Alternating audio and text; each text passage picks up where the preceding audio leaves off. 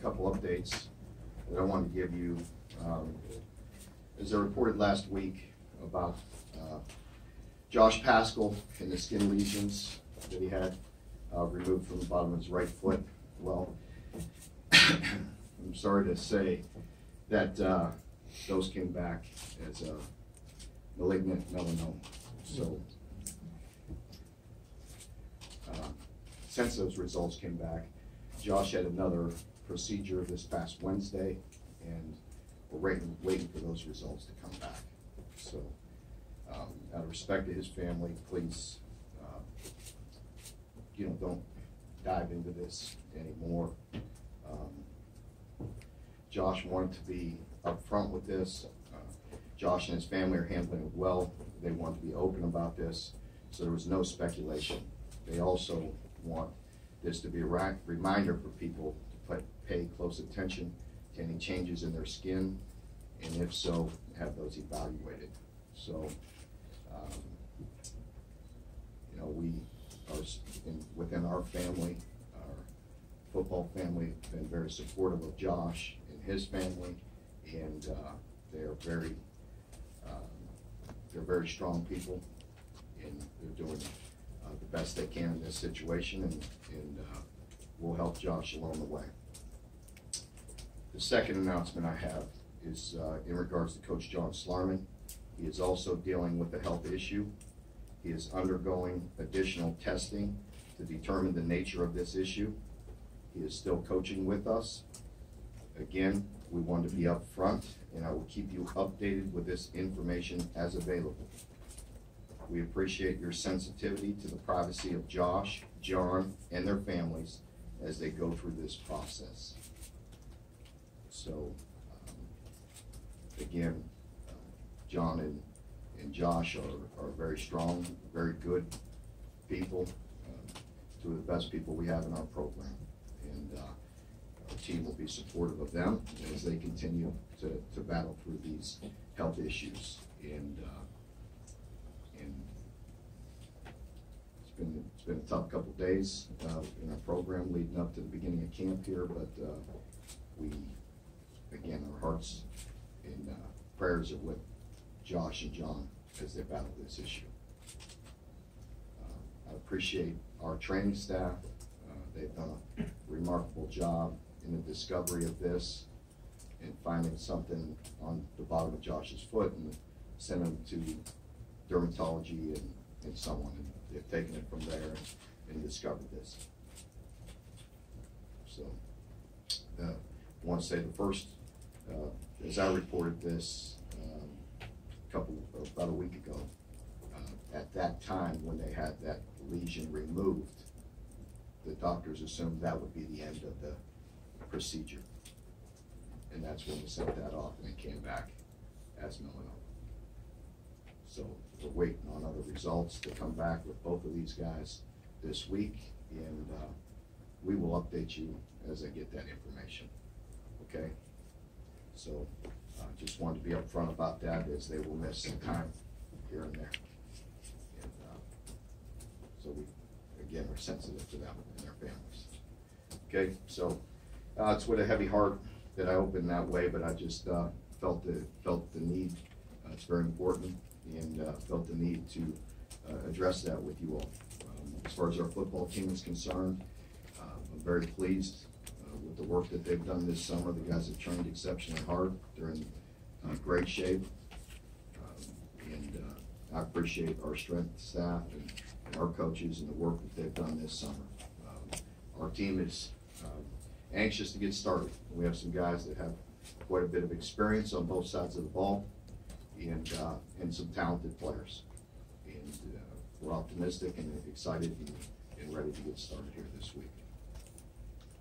Question for Coach? Mark, you're a football coach, but you're also a human being, obviously. How do you compartmentalize this news with the task you have ahead of you as far as the season? Well, I think, of course, we're very close to both of those families, and spend time with the families this week, and we'll continue to do that. And we will be supportive and be a family, just much like you would. and we'll be there for them any way we can be, but we'll continue to do the work that we have to do, and they both want it that way. Mark, way before you knew any of this news back in the summer, as I understand, you rode a bus back from Washington, D.C. all night one night and felt the support to go watch Josh and EJ get baptized the morning after you got here. Yeah. Looking back, are you even happier now that you did that? And why did you decide to do that? I definitely do. I think that's just, again, the human side of you and the personal relationships that you have with these players, and yeah, that's part of it. And it was, my neck was all banged up coming back from DC for 13 hours on a bus, but it was important. It was an important part of their life, and in hindsight, yeah, I'm glad I did it, certainly. And being there and just supporting them any way I can. Coach, you lost one of the great kickers of all time in Kentucky. Yeah. In Austin McGinnis. How's the kicking game looking this year, as Coach Claiborne used to say? Yeah, we're excited. Miles has been very reliable, as you know, through the years. Back a couple years ago when Austin was hurt, he did some kicking for us. He filled in punting last year and did a very good job. And so Miles will have a good opportunity, and of course Chance Poor, with him coming in, freshman with a very strong leg. So we'll see how that plays out through camp. But definitely, Austin's a great player for us and very reliable. Mark, what do you expect to see from Dorian Baker this year? Yeah, I'd like to see Dorian get back, in form. He hasn't played for a long time. He hasn't been full go in a long time. Of course, he's gone through spring and gone through the summer workouts, but he hasn't played in a game in some time. So, we expect to use this camp to get him game ready. Coach, one more thing. Your defensive tackles. I watched them play for a long time here in Kentucky. It looks like this is the strongest tackles I've seen in a long time here. Yeah, I feel good. These guys have played. They have some experience. We have the addition of a few new guys like Bill Hoskins. Adrian Middleton's played for a long time. You've heard me talk about Quentin Bohanna. We're very excited about Quentin and what he brings in the middle of our defense at nose. And Adrian's played a lot of football. Of course, we have moved Josh inside, and when he's back, he'll play inside. And T.J. Carter's played a lot of football for us in there. And Calvin Taylor, and there's a bunch of guys. You're right. We're fairly deep in there. Cordell Looney's had a good summer as well. So Tymer DeVos did some good things in the bowl game. Hopefully he'll continue to do that as well. You go to Cash Daniels, I broadcast games in Paintsville, Harlan, up in there. Cash Daniels is playing well. Cash has done a very good job. I've talked a lot about it in the spring. I was just very pleased with the way he's taken charge of the defense. He's passionate about it. There's no doubt about that. He's going to give you everything he has. But he has good command of the defense. He's playing very well, playing very confident, and I'm excited about Cash. The guys behind Cash, you've got a lot of talented young linebackers, and DeAndre Square and Chris Oates. What do they bring, and how do you get them involved in the defense? Do you kind of throw them into the fire, or do you try to ease them in? Well, I think there's going to be some of both. I think there, as we go along and we see how Jordan comes back and how his shoulder is and how he's feeling, and Jamin Davis, we're excited about him as well, and DeAndre and Chris Oates is, he has everything. When you just physically see him and you see him moving around, you see the athleticism in him. And of course, you heard me talk about DeAndre through the spring because we were very, very pleased with him, the type of football player he is. So we're excited about those guys, and we'll see how it goes. I mean, if they're, we have a lot of practices, so we'll just see how they come along. Are those, is the Mike and Will, are they fairly interchangeable, or is it a lot to learn? They are. I mean, there's definitely some nuances. As they get older, it's easier to bounce them back and forth. Early, it's kind of hard, so we'll try to lock them in place early on. How much is that going to be aided with Courtney Love being on staff, kind of tutoring those young guys? No, I think it doesn't hurt. I mean, Courtney, he played it, he understands, and that's real important at times because there may be things that were difficult for him to figure out, and maybe he could relay it a different way and just spend some time with those guys and see it through a different set of eyes. It always helps. Mark, Alex King and Jordan Wright, two guys you talked about a lot at this time last year, didn't they? Red shirt. What are you expecting from them this year? Yeah, we're excited about those guys still. Alex is still playing inside, and he has the ability to play outside as well. So we'll see how he progresses at inside linebacker. We know he's natural at outside as well, so we'll see where he goes. And with Jordan Wright, we're very excited by him. You know, he's putting on a lot of weight. He's explosive. He's very athletic. You know, coming out of high school, he was a phenomenal basketball player. He moves around in space. He's a good player. So we just got to continue, you know, to develop him. And we've got quite a few practices here to get him game ready as well. With Kendall Rudolph moving on, you played Mike. Randolph. Excuse me. Mike Edwards playing the slot corner a lot. Do you expect with the veterans you have in your cornerback group to put him more at safety, or do you think you'll put him even more at slot corner now? We like him at nickel. The nickel position is active. You know, it's difficult man matchups at times, and then it also gives you the opportunity to create some plays with blitzing them and things like that. So. If you've been in here for a while, you've heard me talk about that position. The nickel, there's a lot of little nuances to it, and it takes a guy with good instincts, good feel, and a good player. It's, you know, it's important to have that guy at nickel. So we like Mike at nickel, but he's interchangeable. He can play either safety position or nickel, no problem. And he likes jumping in there once in a corner as well. Mark, we miss Freddie Maggard on this side of the podium. How has your relationship changed with him now that he's friend rather than foe? I quit yelling. You know, it's good to have Freddie. You know, he's done a very good job. He's, you know, as I mentioned earlier, I thought about that for some time, and I just felt like, as I just talked about the nickelback position, that position also is very unique, you know, with that, because you have to wear a lot of hats, and Freddie can do that. He's done a very good job so far. He works extremely hard, and I'm glad to have him. It just goes to show you I'm not sensitive, because he's saying some things about me through the years too, and I come back and hire him. I don't know.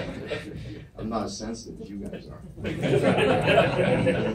Is he still saying those type of things? No, he's changed his tune a little bit.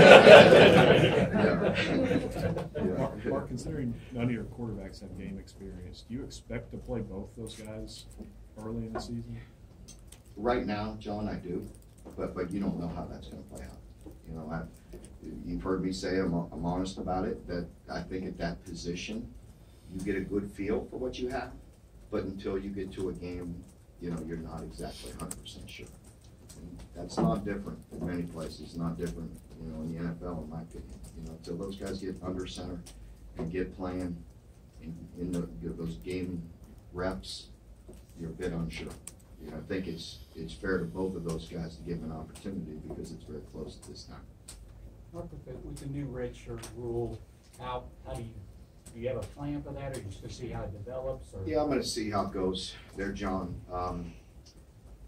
You know, because each year, sometimes you come with a guy that jumps out of the blocks and you feel like he's definitely going to play, and they may level out. You know, sometimes there's injuries late in the year, as I mentioned before, much like the punting situation a year ago. But there's times like that all the time where we may get thin as the year goes on, and a guy has developed over the course of this season. So we will just play it out and see how it goes. There's still going to be some freshmen, I'm sure, that are going to impress us, and they're going to play, you know, all 12 games, 13 games, or 14 games. So they're going to, you know, we'll just wait and see how we need to do that. Speaking of punting, how's that situation shaping up? Yeah, the punting situation, you know, with Max coming in, Max was impressive in the spring and did a very good job. He's the type of guy that's talented. You know, he's still learning some American football, but he's got a strong leg and he's talented as far as the things he can do and rolling and moving.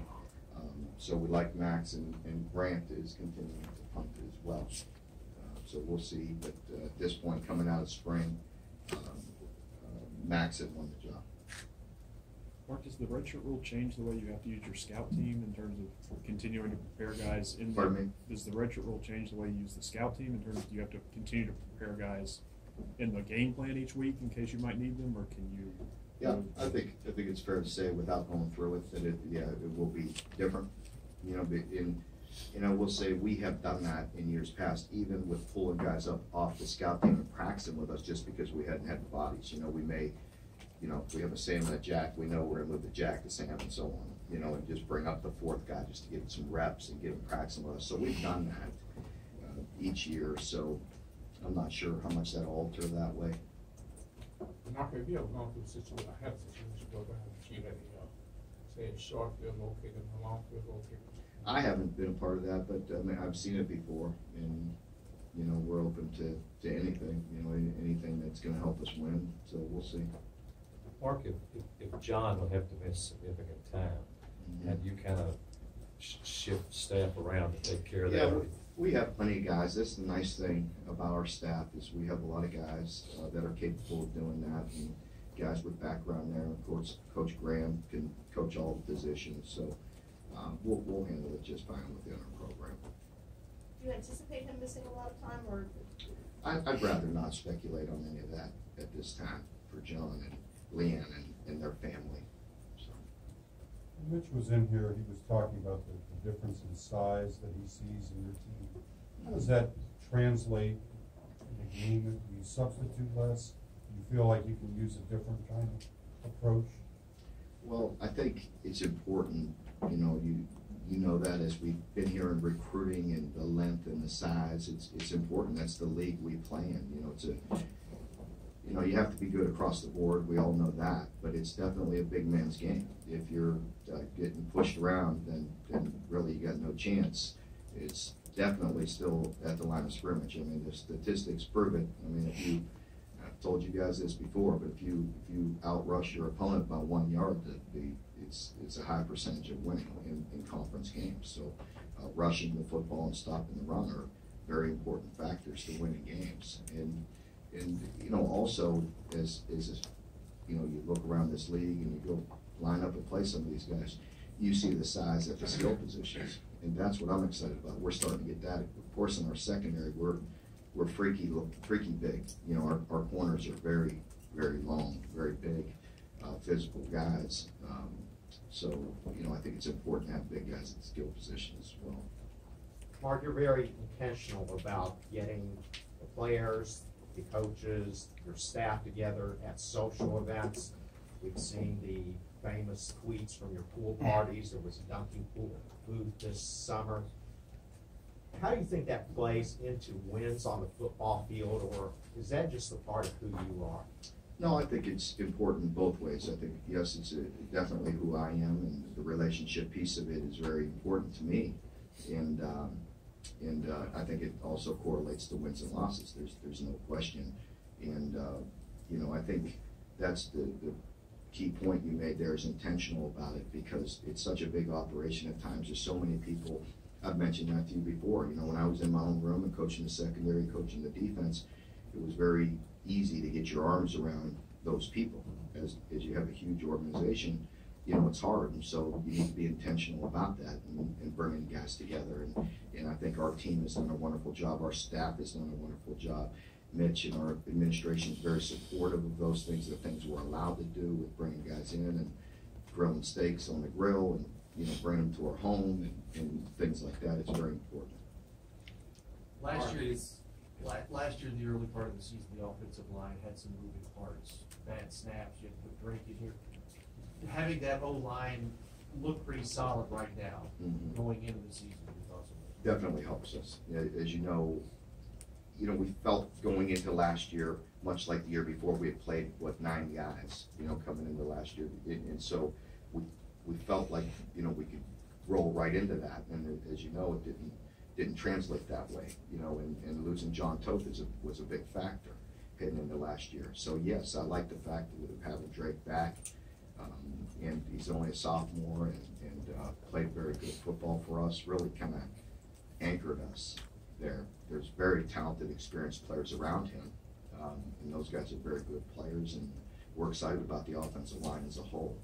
And now we can continue to maybe bring that depth along that we were looking for last year. Go ahead, you're good. Drake's still one of the younger guys amongst that group up front, but he seems to have really taken a leadership role at the center. He does. He's a guy that it's very important to him. You know, he wants. You know, we knew that recruiting him since 9th, 10th grade. You know, that the game was important to him. He worked extremely hard, and he's intentional about it. And, he still is. So he wants to help the football team any way he can, and leadership as well. On the offensive line, do you think Landon Young's ready to take that jump into the upper echelon or even the elite of the SEC on the offensive line? We'll see. I'm very rarely, if ever, said a bad thing about Landon. He gives us everything he has. He's talented. As he gets older, he gets more mature, he gets more physical, gets more confidence. Landon's a very good football player. And again, one of those guys that really does everything, tries as hard as he can in everything he does. Coach, this year it looks like it's a pretty good football year in the state of Kentucky in high school. Mm-hmm. From what I've seen, I did the games in Eastern Kentucky, Mm-hmm. and it looks like it's pretty good. Mm-hmm. I mean, in spring, and it looked like several kids that come out that hadn't come out before. It looks like a pretty good crop. Yeah, I'm not allowed to talk about anybody specifically, but the state, is always important to us, and it fluctuates. I think, as I've said many times, I think the quality is always very good here. The quantity is not as many as other states, but there's always very good, top of the line players here. Mark, it is Media Day after all. What's your favorite Media Day type question, or least favorite? Wow, that one? You really want to probably that question right there. It's all good. I mean, obviously starting, the media day with a heavy heart, with the announcements that I had to make, is not fun because you have a personal attachment to these folks and you feel for what they're going through. But the other side of that is the team is working exceptionally hard and the staff's work exceptionally hard, and we're excited about this year. Mark, how hard is it not to overuse Benny? I don't think that's too hard. He can handle it.